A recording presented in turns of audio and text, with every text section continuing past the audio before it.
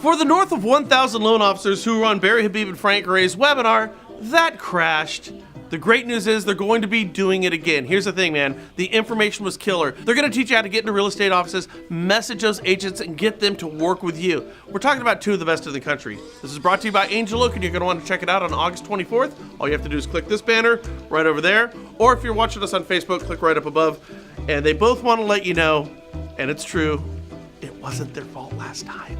So Frank, I saw this the other day. I thought it was pretty cool. Kelly Belcher, a loan officer that we know, she posted this on Facebook. She said, "Oh my God, I just got my first internet referral submitted to my pre-app." That's pre-app 1003. "It's like Christmas in August, and it's a vet as well." The cool thing is, her pre-app 1003 is working for her. That's awesome. It's working for a ton of people. Everybody should check it out. And it's a vet. We got a group of loan officers who are really focusing on helping vets. Kick ass, Kelly. That's awesome. So you guys probably know this. It's what's called the worst kept secret in Washington. That being Richard Cordray is going to run for governor of Ohio. And this has been reported numerous places as of recently, and we over here have been telling you this for over a year. Our interview with Mortgage Bankers Association President David Stevens essentially confirmed this, and even Cordray's friend, Ohio Supreme Court Justice Bill O'Neill, and a mutual friends discussion on this topic has gone public. That being, don't get in Rich's way when he runs for governor. So everybody knows this. See, I gotta tell you something else. Side note here.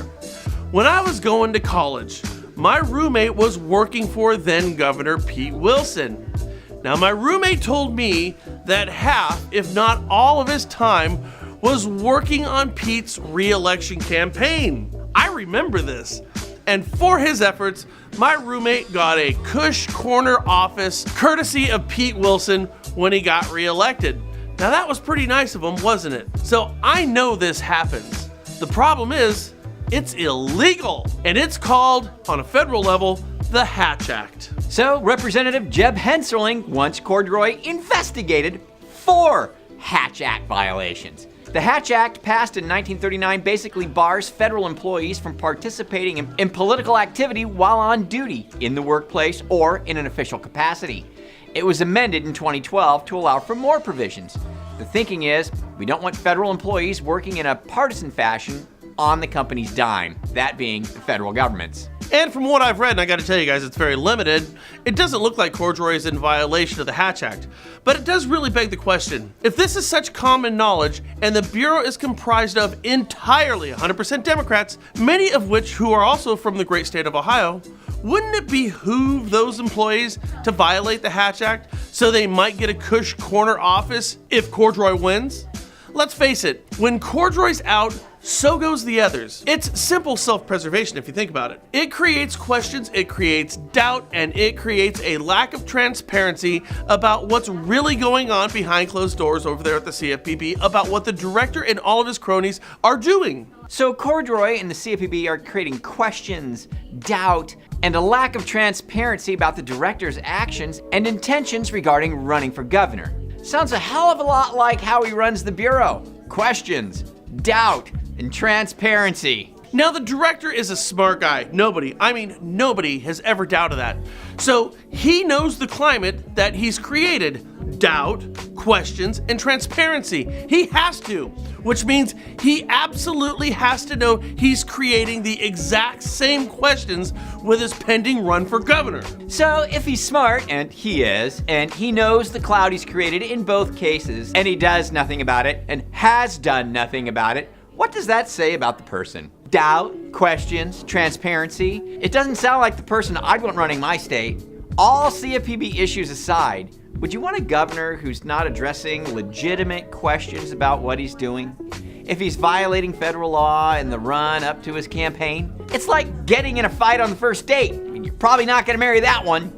It's a sign of things to come. Sadly, most voters don't look at these types of questions. And because of the timing, and we think probably because of the law, nothing is going to come of Jeb's request, and he probably knows it. And that's too bad, because if we know and have known what Cordray is going to do, then Congress should, and they should, be looking into why Richard Cordray hasn't already stepped down. Because the answer is probably because he doesn't have to, because he may have half the Bureau already working on his campaign.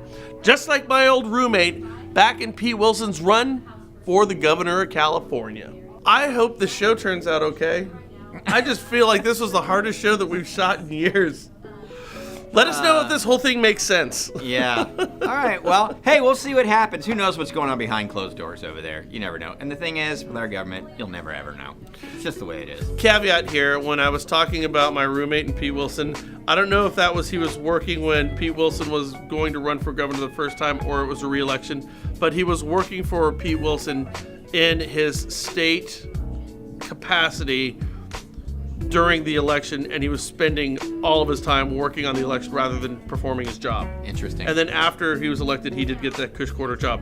Hey, you know what we used to do? About 2 or 3 days a week, I'd go to the state capitol, and we would sit there and drink beer in that corner office. Nice. For about 2 hours a day. Sweet. Taxpayer dollars. Love the government and Hard at work. all its facets and forms. Later. You guys have a great day. See you. Bye. Bye.